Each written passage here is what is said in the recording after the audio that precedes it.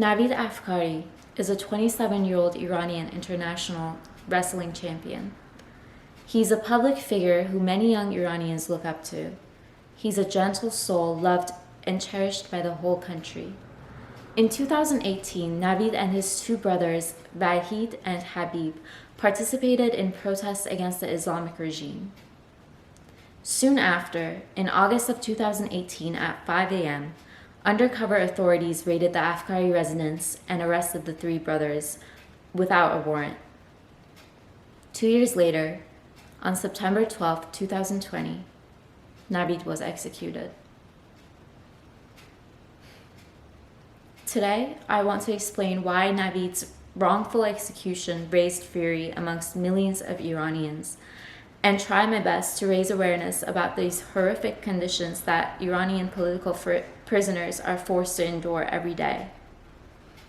First, I will briefly explain why there have been so many protests and what Navid was fighting for alongside his brothers and thousands of others. Then, I will explain how other countries, particularly the Western civilizations, can help prevent more innocent lives from being taken by the Islamic regime. In 2018, tens of thousands of people took to the streets of Iran to participate in a massive countrywide uprising. These were some of the biggest protests the country had seen since the 2009 Green Movement protests. Hundreds were killed and thousands were taken in as political prisoners.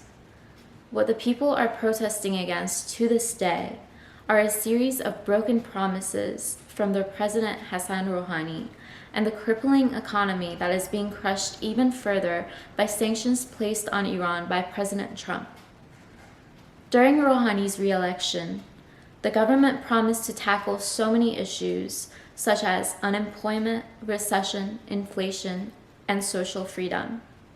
However, years passed and the living conditions in Iran only continued to get worse.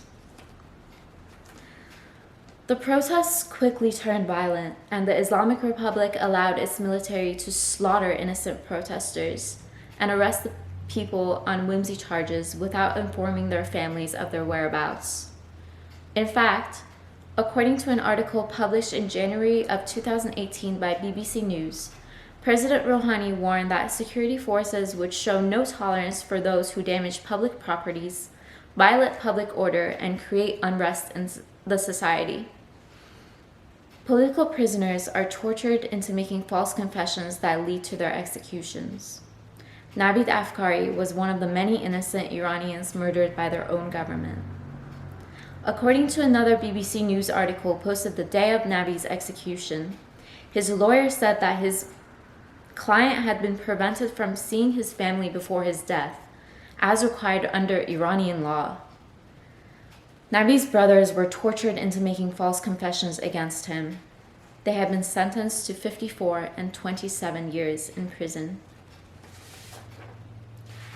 These conditions are seemingly getting worse day by day. The people of Iran are suffering. They are being crushed under the weight of all the injustices done against them by their own government.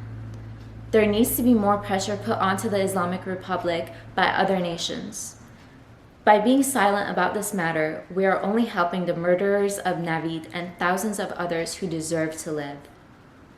Iran needs to be boycotted from participating in all international sports, because if we allow them to get away with this with no consequence, they will continue destroying lives and killing more innocent people. The Iranian people are tired. They're tired of the injustices, tired of having the whole world turn their back against them, tired of their voices not being heard, tired of not affording to feed their families or to get basic medical care. They're tired of being murdered by their own government. Navid Afkari did not deserve to die. Neither did the thousands of other young Iranians killed in the hands of the regime. I hope to see my home country free one day.